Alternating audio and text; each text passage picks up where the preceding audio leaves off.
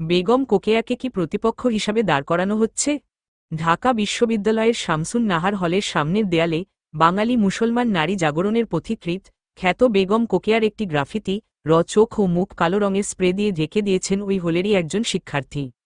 গত 19শে নভেম্বর বিকেলের দিকে এই ঘটনাটি সামনে আসলে সামাজিক যোগাযোগ মাধ্যম ফেসবুকে অনেকেই এর তীব্র সমালোচনা করেন, যা এখনও চলছে। ঘটনার পরদিনই ওই হলের শিক্ষার্থীরা বিষয়টিকে হলের প্রাধ্যক্ষ গোচরে এনেছিলেন। পরে তিনি স্নাতকোত্তর পড়ুয়া চোখ ও মুখে কালো রং। ঢাকা বিশ্ববিদ্যালয়ের শিক্ষক জোবাইদা নাসরিন মনে করেন, বেগম কোকেয়ার গ্রাফিতিতে কালি লেপন করার পেছনে অনেক অর্থ আছে। তার মাঝে প্রথমটি হল, এটি একটি নারীর ছবি। 2. বেগম কোকেয়ার প্রতি ঘৃণার প্রকাশ। কারণ নারী শিক্ষা, নারীর চিন্তা করার জগৎ, নারীর স্বাধীনতা, নারীর ব্যক্তিস্বাতন্ত্র ক্ষেত্রে বেগম কোকেয়া একটি বড় অবদান রেখেছেন।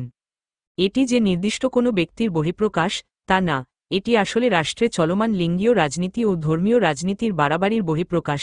কোকেয়া কোনো একক ব্যক্তি না, তিনি নারী জাগরণের প্রতীক। সেক্ষেত্রে গ্রাফিতিতে কালি লেপনের মতো আচরণ পুরোপুরি নারী বিদ্বেষী অবস্থান।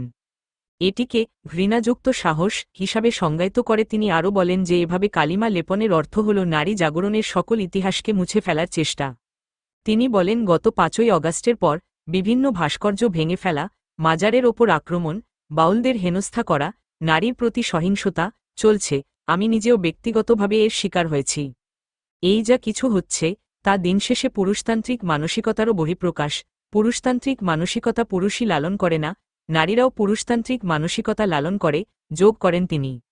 জাহাঙ্গীরনগর বিশ্ববিদ্যালয়ের জাবি নৃবিজ্ঞান বিভাগের সহযোগী অধ্যাপক ও সমাজ বিশ্লেষক রেজওয়ানা করিম স্নিগ্ধা এই আলোচনায় আরও কিছু বিষয় যোগ করেন। তার মতে, এই মেয়েটা একদিনে হুট করে এই কাজ করেনি। তার মাঝে এই মন্তস্তত্ত্ব তৈরি করা হয়েছে। যেমন ওয়াজগুলোতে লাগাতার নারীর প্রতি হেট স্পিচ ব্যবহার করা হয়, সেখানে বেগম কোকেয়ার নামও বহুবার এসেছে। যারা খুবই প্রতিষ্ঠিত তাদের ওয়াজেও এসেছে। ওই যে হেট স্পিচ যখন তৈরি হয় তখন তা জনমনে ছড়ায়। তিনি মনে করেন, এই ধরনের হেট স্পিচ বা বিদ্বেষমূলক কথার বিপরীতে আইন হওয়া জরুরি। বেগম কোকেয়ার ছবিতে কালি দেওয়ার ঘটনায় মিডিয়া ভূমিকা দেখে অবাক, বাক্রুদ্ধ ও লজ্জিত বোধ করেছেন জাবি এই শিক্ষক। তার মতে, বেগম কোকেয়ার নাম পরিবর্তন করতে চাওয়া, তার ছবিতে এগুলো করা ভীষণভাবে কাভার করা উচিত ছিল। অধ্যাপক জোবাইদা নাসরিনের মতো অধ্যাপক রেজওয়ানা করিমও মনে করেন যে গত 5ই অগাস্টের পর এগুলো বেড়েছে। বর্তমান সরকার নির্বাচিত না, এখন নিরাপত্তা খুবই ভঙ্গুর। আমার মনে হয়, এই যে দুর্বল জায়গা আছে সেটার সর্বোচ্চ ব্যবহার করছে নির্দিষ্ট গোষ্ঠী। আর বিশ্ববিদ্যালয়ের নাম পরিবর্তনকে তিনি বিশ্ববিদ্যালয়ের মূল ধারণার সাথে সাংঘর্ষিক মনে করেন। তার মতে, নাম পরিবর্তনের মতো অযাচিত দাবি উত্থাপন করার পেছনেও রাজনীতি আছে। জুলাই আন্দোলনে প্রচুর মেয়ে ছিল, মেয়েরা না থাকলে এত জোরদার হতো না আন্দোলন। কিন্তু মিডিয়া হাউসগুলো এটিকে ছাত্র জনতা বানিয়ে দিল। আপনি শব্দের মধ্য দিয়ে মেয়েদেরকে বাদ দিয়ে দিয়েছেন। ভাষা থেকে বাদ দেওয়া মানে তার অবদানকে বাদ দেওয়া। উপদেষ্টা পরিষদে বা প্রধান উপদেষ্টা যখন কথা বলেন, তার আশেপাশেও নারীদের উপস্থিতি কম। এভাবেই নারীকে সাইডলাইন করা হচ্ছে।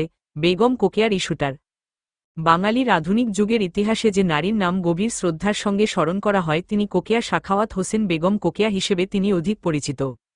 2004 সালে বিবিসি বাংলা একটি শ্রোতা জরিপ এর আয়োজন করে। বিবিসি বাংলার সেই জরিপে শ্রোতাদের মনোনীত শীর্ষ 20 জন বাঙালির তালিকায় ষষ্ঠ স্থানে আসেন বেগম কোকেয়া। ধর্মীয় প্রতিবন্ধকতা আর সামাজিক কুসংস্কারে লড়াই করে বেগম কোকেয়া বাংলার মুসলিম নারী সমাজে শিক্ষার বিস্তার করেছিলেন। বেগম কোকেয়ার জন্ম 1880 সালের 9ই ডিসেম্বর রংপুর জেলার পায়রাবন্দ গ্রামে এক অভিজাত পরিবারে। মেয়েদের শিক্ষার ব্যাপারে তার পরিবার ছিল খুবই রক্ষণ।